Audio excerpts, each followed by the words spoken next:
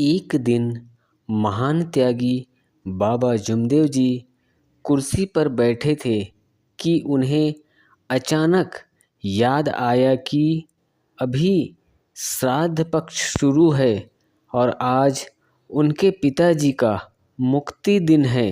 बाबा स्वयं ही मन में विचार करने लगे कि आज की तिथि को मेरे पिताजी को देवाज्ञा होकर उन्हें इस मृत्युलोक से मुक्ति मिली थी। बाबा ने अपने दिल में कहा कि अगर मैं आज मेरे घर पर नागपुर में होता तो दिन भर पिताजी के नाम पर भूखा रहता, उनके नाम पर व्रत रखता और शाम को भगवान बाबा हनुमान जी को नैवेद्य की थाली का भोग चढ़ाकर एक ही बार खाना खाता। लेकिन अब ऐसा करना मुमकिन नहीं है। इसी विचार में वे चिंतामग्न हो गए और उसी विचारों में देहबान भूल गए। वे निराकार में आए। बाबा की आत्मा से निम्न संवाद बाहर निकले, जिन्हें बाबा ने स्वयं अपने कानों से सुना। बाबा के अंतर आत्मा से आवाज निकली कि सेवक, तू पागल हो गया है, किस बात की तू चिंता कर रहा है।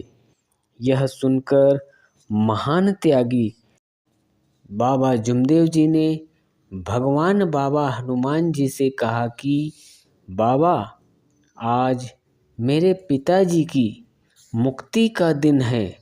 अगर मैं अपने घर पर होता तो उनकी याद में व्रत रखकर एक ही समय भोजन करता, लेकिन मैं बाहर गांव में हूँ, मैं कुछ भी नहीं कर सकता। बाबा का यह शब्द सुनकर भगवान बाबा हनुमान जी ने महान त्यागी बाबा जुमदेव जी से कहा, हे सेवक, सुन, तेरे पिताजी का शरीर और आत्मा एक था।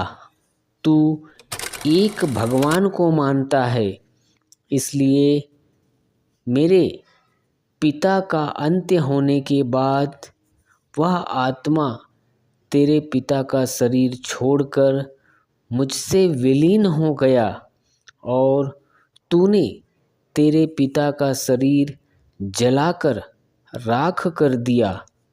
अब बोल सेवक, तू राख की पूजा करता है या मेरी। भगवान के यह शब्द सुनकर महान त्यागी बाबा जुमदेव जी ने कहा कि भगवान, आज मेरे मन का शुद्धिकरण हुआ। मैं इस तरह के पुराने विचार मेरे दिल में कभी नहीं लाऊंगा और भगवान, मैं तेरी ही पूजा हमेशा करूंगा। ऐसा बाबा ने भगवान को सत्य वचन दिया। इस तरह एक भगवान बाबा हनुमान जी ने महान त्यागी बाबा जुमदेव जी को आत्म प्रचिति दी।